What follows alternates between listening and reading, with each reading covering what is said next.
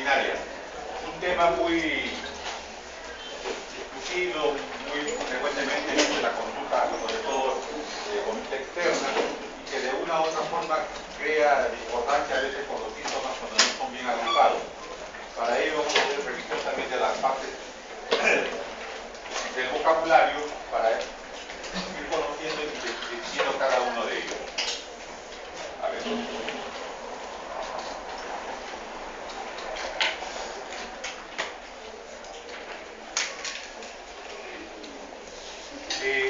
¿Cómo se define infección urinaria?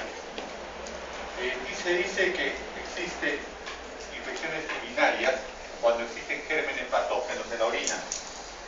Cuando existen gérmenes patógenos en la orina. Estos gérmenes patógenos en la orina pueden desarrollar sintomatología. Y lógicamente la sintomatología más frecuente que vamos a observar es la disuria, la polaquiuria, el tenesmo vesical, el dolor suprapúbico, ¿no? Todos ellos están asociados a un subsíndrome, el síndrome miccional, ¿no? Además puede haber hematuria, fiebre, dolor en flanco, y esto está asociado a una infección del tracto urinario alto. ¿Esto qué significa? Que los primeros elementos que hemos conversado, los primeros síntomas, generalmente está asociado a los problemas de infecciones urinarias bajas. ¿Cómo delimitamos desde el punto de vista anatómico? Las vías urinarias altas están referidas a los riñones, a la pelvis renal y a los uréteres. Y lo que se refiere a infecciones de vías urinarias bajas está relacionado a la vejiga y a la uretra. Pues bien, la gran mayoría de infecciones urinarias inicialmente están en relación a estos síntomas previamente establecidos de la zona baja: disuria, polaquiuria, tenesmo, dolor suprapúbico. Disuria, ya deben haber conversado de práctica, ¿no? Es el dolor al momento de orinar. En el transcurso de orinar, desde el inicio de la orina hasta la última gota, el dolor que se pueda producir es disuria.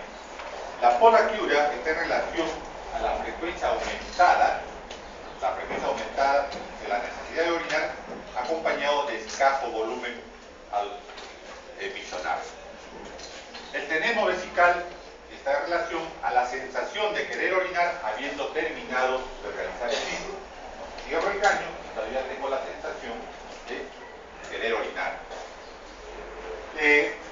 El dolor suprapúbico está en relación justamente a un dolor que se produce por reflejo neurogénico de la vejiga. Todos ellos, entonces, a problemas bajos. Se puede asociar hematuria, que viene de diferentes niveles, fiebre y dolor en flanco. Y estos últimos en relación a problemas altos.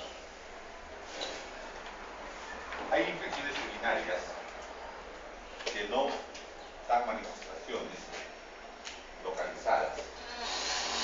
Generalmente las infecciones urinarias crónicas o las infecciones urinarias a repetición en pacientes de mayor edad, por decirles, en pacientes mayores. Entonces, eso hay que tener en cuenta. No siempre las infecciones urinarias dan sintomatología, sobre todo en los adultos mayores. Desde el punto de vista de los microorganismos que encontramos nosotros, estos pueden estar localizados en la orina propiamente dicha, en la uretra, en la vejiga, en el riñón y en los varones en la próstata. El 10 a las 5 unidades, ¿no?, de colonia, horas de colonia por mililitro de una muestra de orina, ¿no?, nos estará hablando de una infección urinaria, ¿no? Cuando hablamos de 10 a las 5 estamos hablando de más de 100.000 colonias, lógicamente, ¿no? Valores menores de 100 unidades por hora de colonia, 100.000 colonias, pero que estén acompañadas de sintomatología de la cual ahorita les he explicado, más la presencia de posible opacización de la orina, como está en relación a la piuria, sin necesidad, ojo, de llegar a 100.000 colonias, también nos pueden estar hablando de infecciones del tracto urinario del mismo tipo.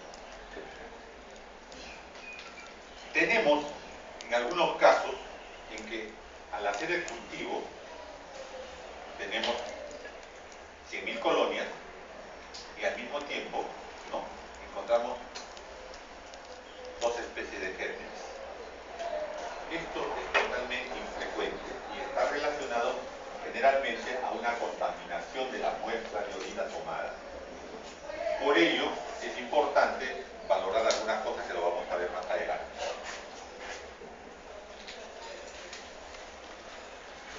Terminología urinaria, desde el punto de vista patológico. Bacteriuria, que es la presencia de bacterias en la orina, independientemente del significado de sus unidades formadoras de colonias. El hecho de encontrar bacteriuria, ¿no?, es un elemento que nos puede orientar una infección urinaria, pero no siempre es el mismo. Vamos avanzando. Bacteriuria significativa, presencia de bacterias en la orina en cantidades superiores a 100.000 colonias, y es a la 5.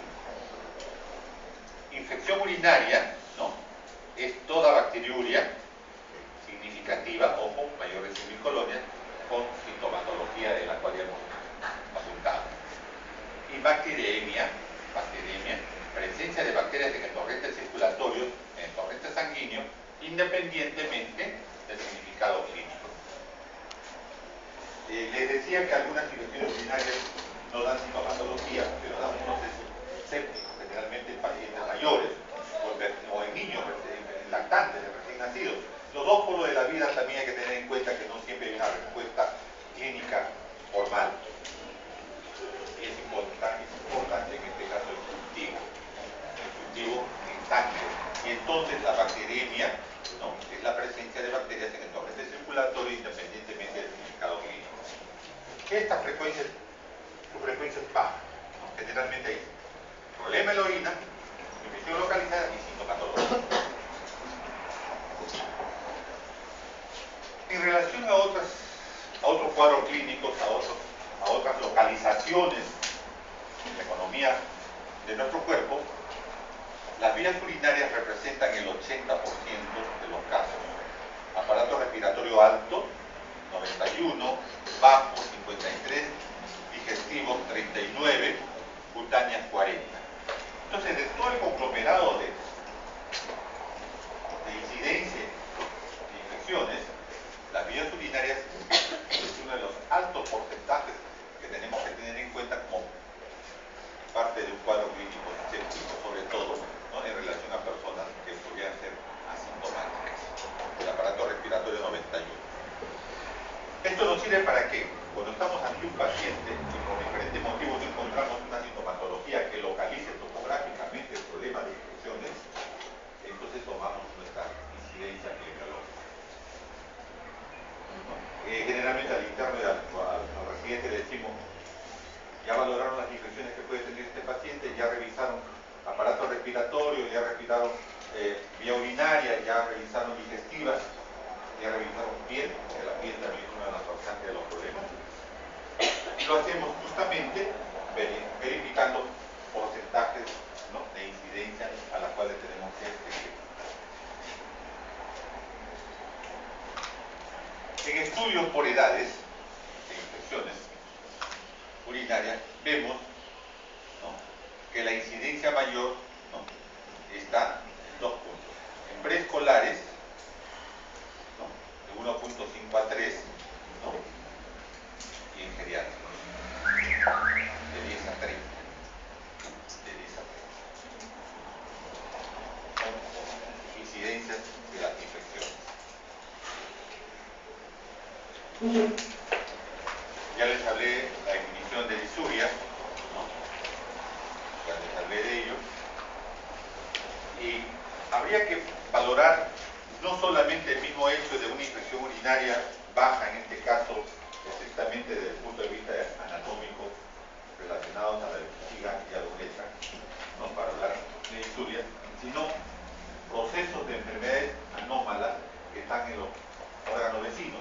Y los órganos vecinos en la mujer que pueden producir disuria, ¿no?, es la vaginitis, ¿no?, la vaginitis por Candida albicans, una micosis vaginal, ¿no?, o una vulvitis o dermatitis por contacto, un problema de cistitis en infección de la vejiga vejiga, la uretritis propiamente de la uretra, ¿no? Y puede haber retención urinaria que esté ocasionando disuria también. Entonces, elementos anómalos asociados a disuria.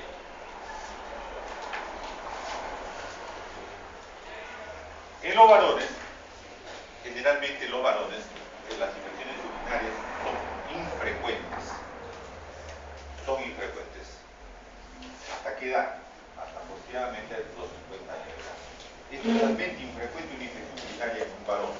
Cuando a un varón le dicen tengo dolor lumbar, tengo molestias en la zona suprapúbica, tengo molestias al orinar, en la gran mayoría de ellos hay que pensar en una enfermedad de transmisión sexual. Sí, después de los 50 años ya podemos ir asociando a los problemas de aumento del tamaño de próstata y que puede ocasionar problemas urinarios. Pero antes es infrecuente. En cambio, en la mujer, ¿no? Desde su nacimiento y durante toda su vida sexual, las infecciones urinarias están más cerca de ella. Y vamos a ver por qué. Entonces, la disuria, asociado a elementos que estamos como la gonorrea y las clamillas de infecciones de tracto urinario, de enfermedades de transmisión sexual, la prostatitis en pacientes por encima de los 50 años, las infecciones urinarias en varones después de esta edad. Polaquiuria, también ya les dije la definición y ya la recordé porque en práctica ya la han estado revisando, ¿no? Tenesmo y retención. Tenesmo, persistencia del deseo de orinar, que ya también les mencioné, sensación de evacuación incompleta de la vejiga, y la retención, ojo, es tenesmo. La asociamos con retención porque a veces la definición se complica. En la retención estamos hablando de imposibilidad de evacuar la vejiga totalmente o parcialmente.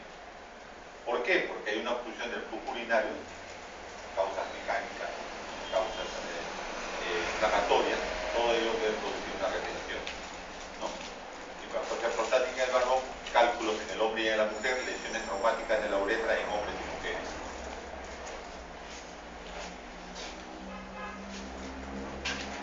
Urgencia miccional.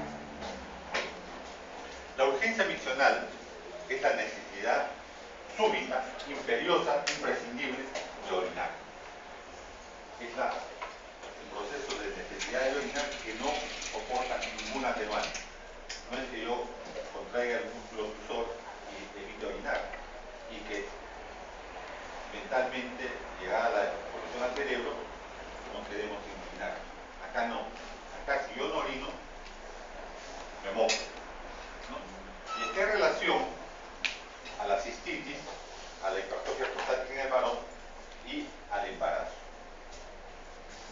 Sin necesidad de ser una infección urinaria, también puede haber, ¿no?, urgencia miccional.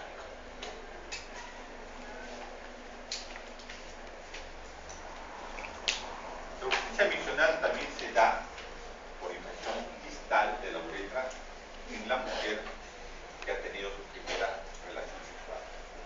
En la primera relación sexual, las damas tienden a tener esa urgencia urinaria que muchas veces lo relacionan con infección del tracto urinario. Y no existe la infección, solamente es un proceso inflamatorio distal de la uretra que transitoriamente produce urgencia miccional.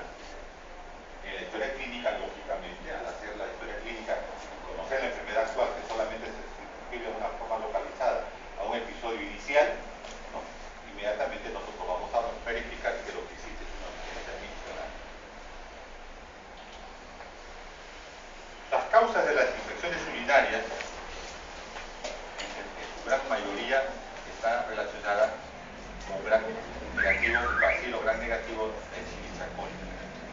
El 80% de las infecciones urinarias se refiere a este gran negativo. Pero también existen otros gran negativos, el propius, la Klebsiella, la Serratia y la Pseudomonas, que pueden ser parte de este cortejo de infección urinaria en cualquier tipo de proceso. ¿Por qué? Por la vecindad anatómica que existe entre el ano y la uretra.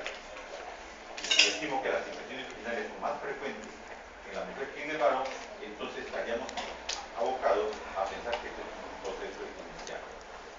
Vamos a revisar las vías de infección. ¿Sí? posteriormente, lógicamente, los gram positivos en menor frecuencia pueden producir también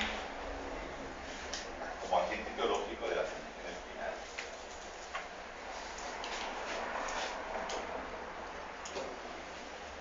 Acá, vamos. Vías por las que se producen las infecciones urinarias. La vía ascendente y la vía hematógena.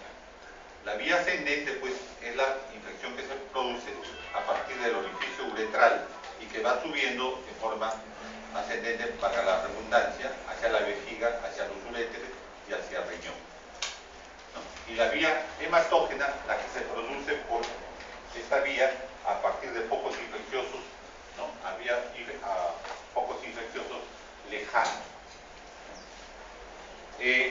La vía ascendente, le decía que la contaminación del ano con relación a la uretra, la vecindad anatómica, preferentemente en la mujer, hace que se produzca este tipo de ascendencia que sube hacia los órganos superiores.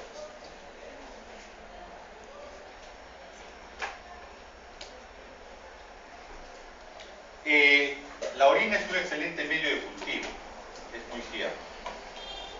A los chicos de la práctica les decía casualmente, ¿no?, que los puntos renoureterales superiores, medios y inferiores, ¿no?, estaban en relación casualmente a las curvaturas fisiológicas que tienen los uréteres en su trayecto desde el riñón hasta la vejiga.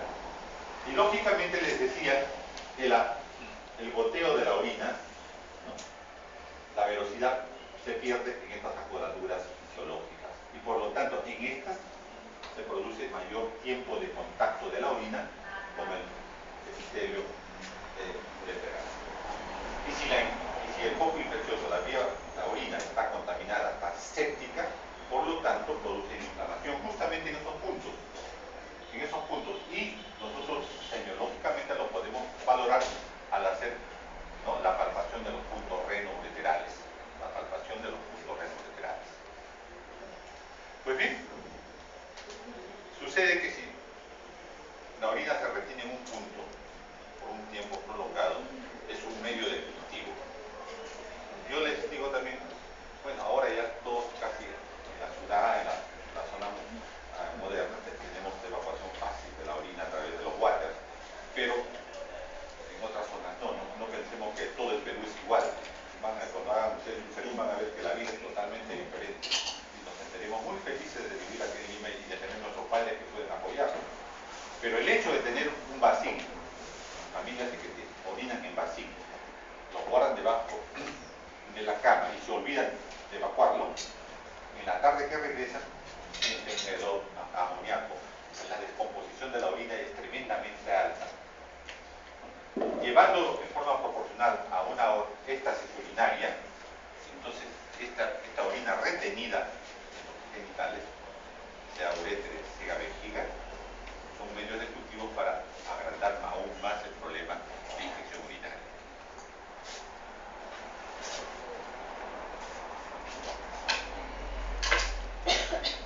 La vía hematógena, les decía que venían de focos infecciosos lejanos. Una de ellas es la vía respiratoria alta, ¿no?, de niños pequeños, sobre todo de niños pequeños, que en varones es más frecuente.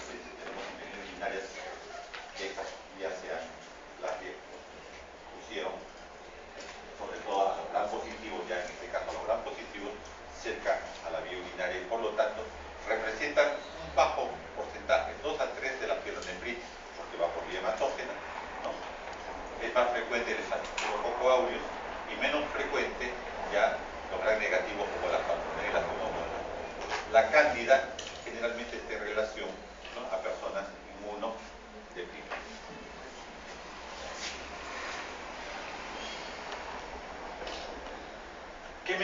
¿Qué mecanismo favorece la colonización hematógena? Una obstrucción urinaria, traumatismos renales localizados, isquemia renal, la arteria renal propiamente dicha, disminuye su luz y por lo tanto disminuye el flujo sanguíneo. Los quistes renales, que están en compresión sobre las nefronas, y una enfermedad crónica sistémica como la diabetes mellitus, que puede condicionar sobre todo la candidiasis. Factores que complican la infección urinaria. Igualmente, ¿no?, pueden estar asociados a litiasis, obstrucción y reflujo vesicular, disculpen, factores que predisponen a la reinfección.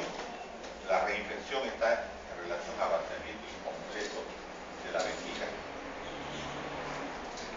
Como les dije inicialmente, buen caldo de cultivo la orina y por lo tanto las reinfecciones son a repetición. Las recurrencias igualmente, la litiasis igual que las primeras, o sea, todo lo que disminuye el flujo urinario puede producir casualmente, ¿no?, las reinfecciones urinarias. Cicatrices corticales, anomalías congénitas, éxodo renal, fístula urinaria, prostatitis, la prostatitis en el varón como problema de infección urinaria. Factores asociados a infecciones urinarias: actividad sexual inapropiada. Cuando decimos inapropiada, o sea, que genitales contaminados a la hora de la actividad sexual.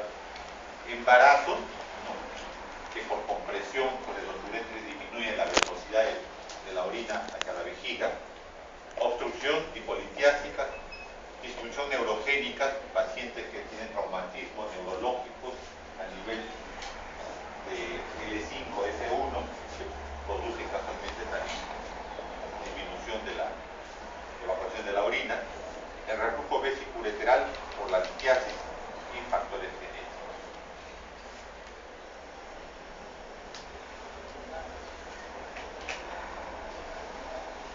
Desde el punto de vista anatómico, tal como les había anunciado la parte anatómica, hablando, tenemos infección del tracto urinario bajo, que mayormente da cistitis, pueden dividirse en complicadas y no complicadas.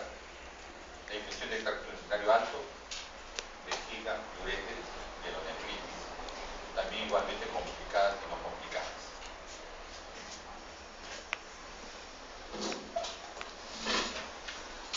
Las infecciones urinarias complicadas están en relación a problemas de embarazo, pacientes varones que tienen problemas de transmisión sexual, a problemas de trastornos estructurales y funcionales del tracto urinario, la diabetes, la inmunosupresión, la manipulación urológica por el médico o por elementos extraños, síntomas de más de una semana de duración en la cual los procesos se acrecientan y por lo tanto crean una infección urinaria complicada porque aumenta la cantidad de gérmenes circulantes, ¿no?, y enfermedades sistémicas que pueden acarrear que una infección urinaria localizada pueda hacerse de mayor extensión y se complique el hecho.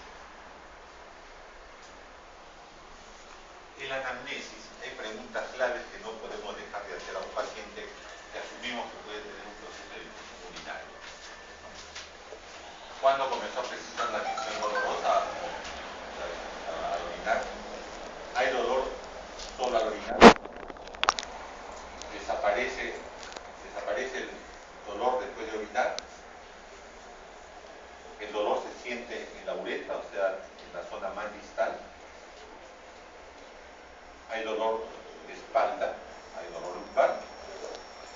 ¿Se observa drenaje de secreciones a través de la orina?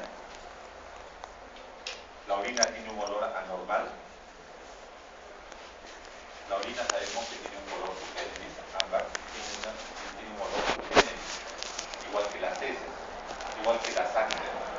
Todos estos elementos, estos flujos corporales, tienen coloración y olores subgéneris. O sea, que tengan subgéneris que es propiamente de ellos.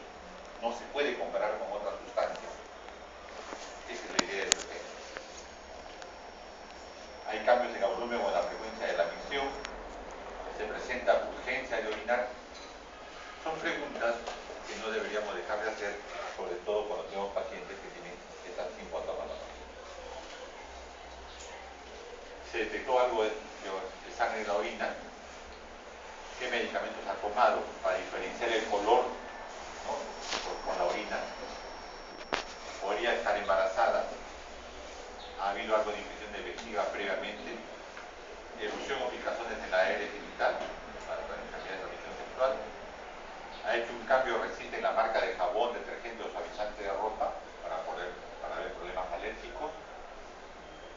tenido relaciones sexuales con una persona que tenga o pueda tener gonorrea, clamidia, VIH. Yo ya le voy agregando algo más. Todas esas preguntas son importantes hacerlas.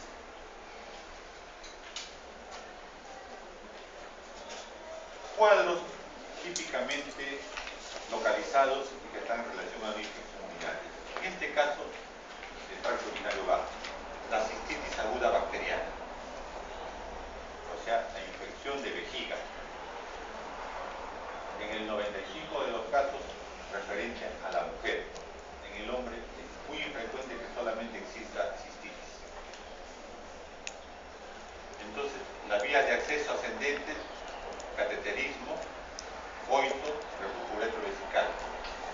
Promotores, anatomía del aparato urinario, modificación de la flora perineal, residuo condicional, cuerpos extraños intravesicales, alteraciones anatómicas de la pared vesical. Cada uno de estos elementos que estamos mencionando, lógicamente, pueden predisponer a que la vejiga sufra retención de orina y por lo tanto este envase, esta vasija, sea un medio de cultivo para que produzca infecciones a ese tipo.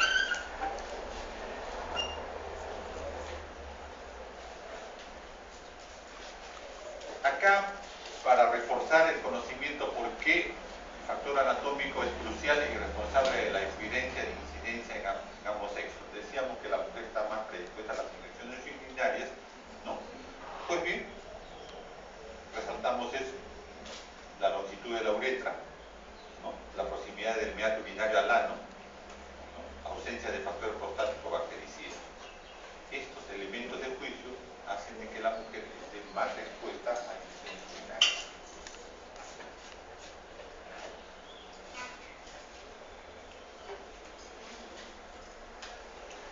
La cistitis, infección de tracto urinario bajo, sus componentes sintomáticos más frecuentes son las que están acá. La disuria, colaquiuria, creo que no hay nicturia. La nicturia es la inversión del ritmo urinario, orino más de noche que de día. Normalmente orino 5 veces, 3 veces o 4 veces orina en la noche y una en el día. Es nicturia. Dolor suprapúbico, orina maloliente y turbia, ojo, cistitis. Hematuria macroscópica ocasional, ¿no? Y tenemos que valorar esto en relación a la uretra, hacer un diagnóstico diferencial con la uretritis y en la mujer con la vulvovaginitis.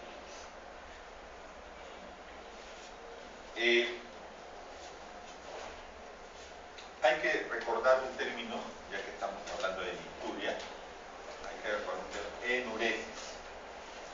Enuresis. La enuresis se define como la pérdida insensible de la orina durante el sueño. La enuresis es la pérdida de la orina, ¿no?, en forma insensible durante el sueño. La enuresis se da más frecuentemente en niños, hasta aproximadamente los 2 a 3 años de edad. Cuando la enuresis se produce después de esta edad, ya hay una sintomatología generalmente emocional, psicológica, que puede llevar al niño, lo más frecuente el varón, ¿no?, hasta los 10, 12 años de edad. De esta enuresis hay que descartar que tenga un traumatismo o haya un problema anatómico. El problema anatómico en la enuresis es escaso. Estamos hablando menos del 5% de los problemas de enuresis. La gran mayoría, el 95% de los problemas de enuresis es de tipo psicosomático. Sí. La enuresis en niños de 2 o 3 años es fisiológico. Sí, es fisiológico. Recuerden que la mujercita retiene no solamente la orina, sino la heces, camina más rápido y habla más rápido que el varón. El varón demora más, ¿no? En ambos casos estamos hablando que después de los ya debe haber completado todas las funciones. Por lo tanto, lo que sucede después de esta etapa se denomina enuresis.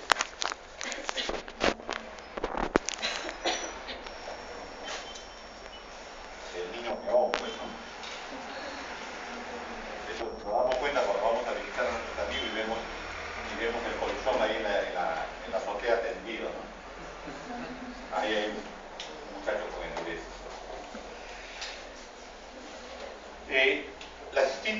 ser aguda, pero también puede ser crónica recurrente. Los nuevos episodios se producen por recidiva cuando el germen, ojo, cuando el germen es el mismo dentro de las 4 semanas de la primera infección. Y la reinfección es por un nuevo germen. Recidiva el mismo germen desde el primer mes y la reinfección, 80% de los casos, por un nuevo germen. Ahí tiene una orina séptica, miren, turbia. Ese es el típico vasito esterilizado que se utiliza para recoger la muestra, sobre todo para cultivo.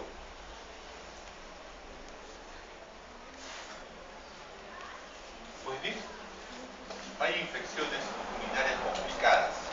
Las infecciones urinarias complicadas se puede deber a problemas prostáticos, que después lo vamos a revisar, y a problemas de vías urinarias altas, ¿no? Como es la pielonefrina, o sea, la zona del uréter que está en la pelvis y el propio riñón.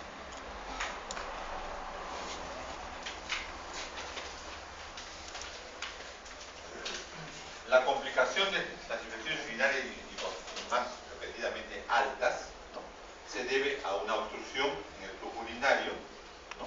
Se debe a focos sépticos en el riñón, ¿no? Que producen infecciones y por lo tanto una paraquimatosis que pueden verse, y que en ambos casos resalta el hecho de que hay una bacteremia, o sea, la infección urinaria localizada se volvió sistémica. Esos casos lógicamente son de tipo hospitalario, ¿no? Ya no son de tipo ambulatorio.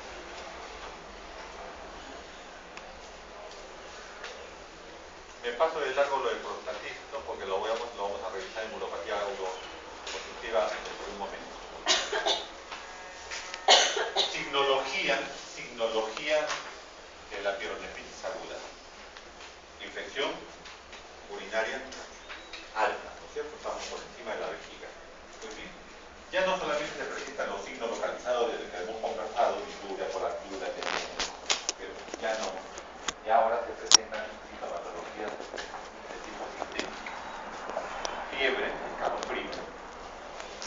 Los problemas por encima de la vejiga pueden hacer problemas de pielonefritis aguda y por lo tanto sistémico, fiebre, escalofrío. Dolor en flanco en el árbol costo-vertebral. Esta es otra cosa importante. La puño-percusión lumbar. También en la práctica se les valora a qué nivel debemos golpear con el puño, buscando no que duele el riñón no duele. Lo que vamos a hacer es que duela a la vibración de la pelvis renal. El riñón no tiene sensibilidad directa. El riñón puede doler cuando aumenta el tamaño, hipernetroma, un aspecto tremendo, y que distiende la cápsula renal. La cápsula renal sí está inervada, por lo tanto el riñón va a doler, o la zona lumbar va a doler por eso, por aumento del tamaño del riñón. Y ya estamos hablando de una infección severa, grave. Pero normalmente en infecciones urinarias el riñón no duele. Lo que va a doler es la pelvis renal. Entonces yo golpeo en el ángulo costo-vertebral derecho e izquierdo y lo que voy a buscar es que la pelvis renal, esta zona de acá, vibre. Y nosotros decimos, entonces, puño-percusión lumbar dolorosa, positiva. Entonces la puño-percusión lumbar es positiva. El cólico abdominal, que puede producirse por la migración de un cálculo, vamos a ver más adelante, ¿no? Que migra a través de la pelvis y se va a los uréteres. Las náuseas y los vómitos que están asociados justamente al cólico nefrítico crónico abdominal. El dolor es tan intenso, por lo tanto puede acompañarse de náuseas y vómitos. Se puede acompañar la pielonefritis aguda también de un problema de síndrome urinario grave, por insuria. Todo un componente total de sintomatología urinaria, como es la polaquiuria, la disuria.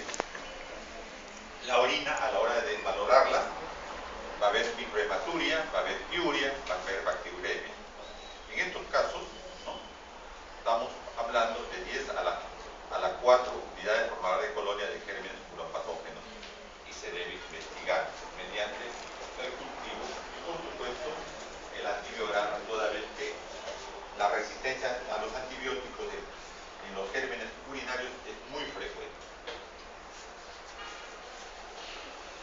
Entonces la pielonefritis aguda bacteriana es netamente hospitalaria o reposo absoluto.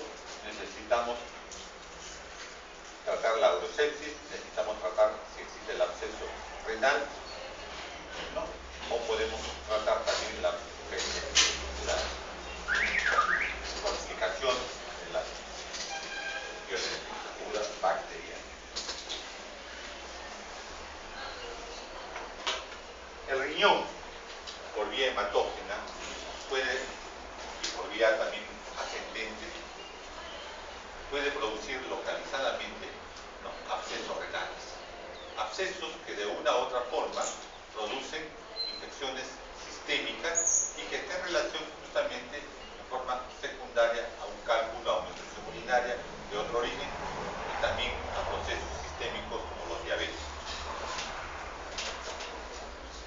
En este caso, la percusión sensible en el ángulo cortofrénico y con frecuencia en una masa lumbar palpable es el diagnóstico para pensar en abscesos renales. Lógicamente que ahora, con los elementos tecnológicos, esto es fácilmente detectable mediante la ecografía. La ecografía nos ayuda un montón a valorar esto. Y si todavía tenemos duda, una tomografía del área fácilmente nos lleva al diagnóstico.